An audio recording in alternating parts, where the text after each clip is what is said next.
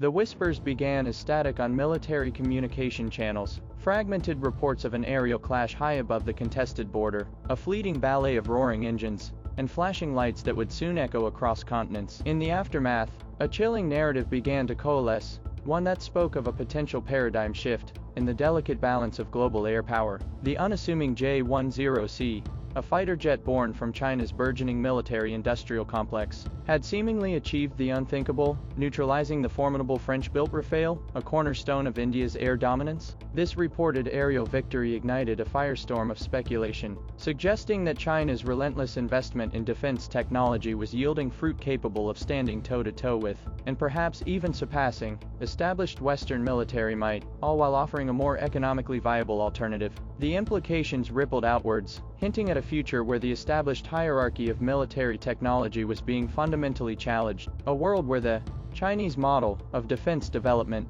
characterized by its unique blend of public and private sector synergy, was poised to disrupt the global arms market. Following India's Operation Saninder, a military incursion that ratcheted up tensions in the already volatile region, the skies became a stage for a deadly confrontation. Pakistan, a longtime strategic partner of China, claimed that in the ensuing dogfight, its air force had effectively countered the Indian offensive, asserting the downing of 5 Indian aircraft. Central to this claim was the performance of the J-10C, reportedly armed with the advanced PL-15 air-to-air missile. According to the Pakistan Air Force's account, these Chinese-made fighters were responsible for taking down 2 of India's prized Rafale jets, adding a tangible dimension to the growing narrative of China's military prowess. The economic ramifications were immediate and stark. The stock value of Chengdu Aircraft Corporation, the J-10C's manufacturer, experienced a dramatic surge, a clear indicator of how battlefield successes were translating directly into industrial and financial gains, underscoring the interconnectedness of military achievement and national economic prosperity. Further fueling this narrative, Pakistan's foreign minister, in a parliamentary address, said that J-10C aircraft had been responsible for downing 3 Indian Rafales, a claim that, if accurate, marked the J-10C's baptism by fire in its first confirmed air-to-air combat kills. This revelation sent shockwaves through military analysis circles globally, prompting an intense reassessment of the true capabilities of Chinese weaponry, particularly the PL-15 missile, and how it measured up against its Western counterparts like the European Meteor. While official confirmation from India regarding these losses remained elusive, the hushed pronouncements from unnamed French and some American intelligence sources lent credence to Pakistan's claims, suggesting that the unthinkable, a Western-designed top-tier fighter being bested by a Chinese-made one, might indeed have occurred. The J-10C, classified as a highly capable 4.5 generation fighter, was now being directly compared to 5th generation aircraft, highlighting the rapid advancements China had made in aerospace technology. The PL-15 missile, the J-10C's reported weapon of choice in these engagements, had never been tested in live combat before. Its beyond visual range capabilities, specifically engineered to outmatch systems like the American AMRAAM,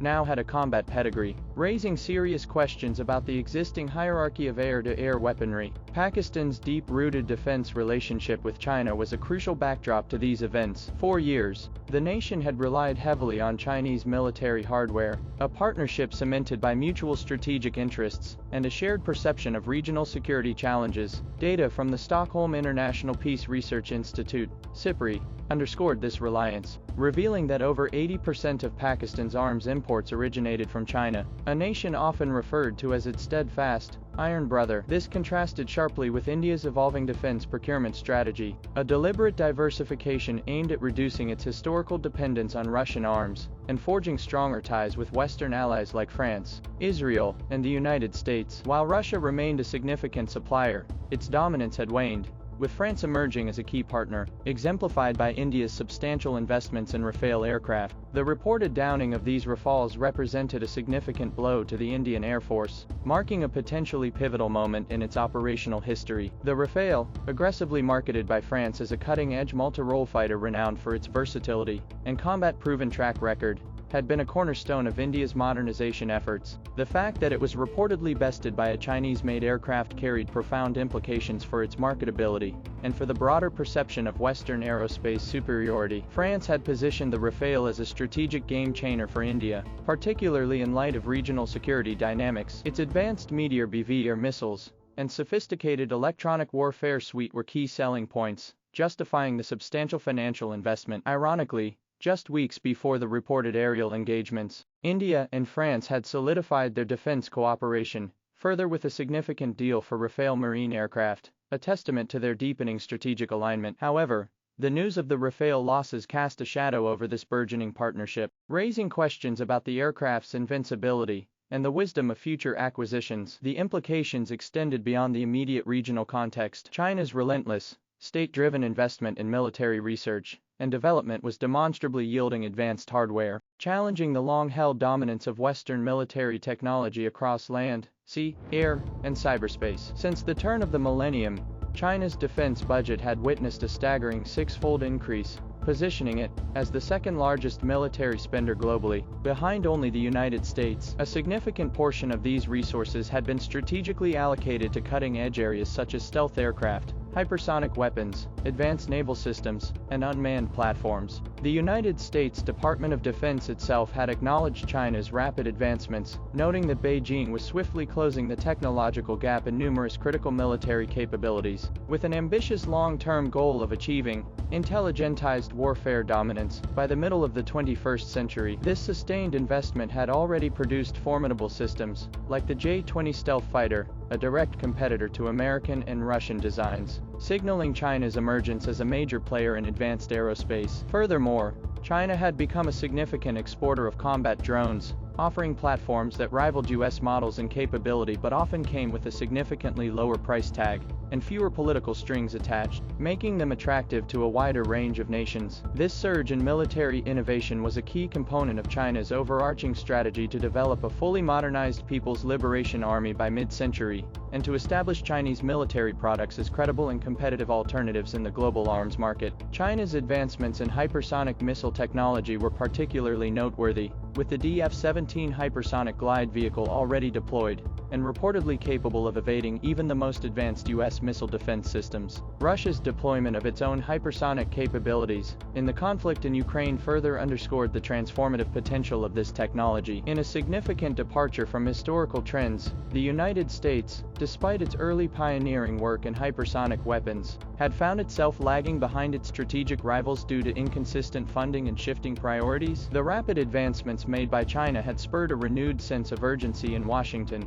prompting a re-evaluation of its own hypersonic programs and the development of new countermeasures. This marked a rare juncture in modern military history, where the United States, long the undisputed leader in military technology, was now playing catch-up in a critical domain, highlighting a fundamental shift in the global landscape of technological innovation and military power. A key factor in China's rapid military modernization was its unique defense procurement process, characterized by centralized state control and a remarkably efficient translation of research and development breakthroughs into deployable systems. This speed and agility were further enhanced by China's deep integration of its civilian technology sector into its military programs, a strategy known as civil-military fusion. This allowed the PLA to rapidly leverage commercial advancements in areas like artificial intelligence and semiconductors, providing a significant edge in emerging technologies. This model stood in stark contrast to the often bureaucratic, expensive, and politically cumbersome defense procurement systems prevalent in Western nations. Furthermore,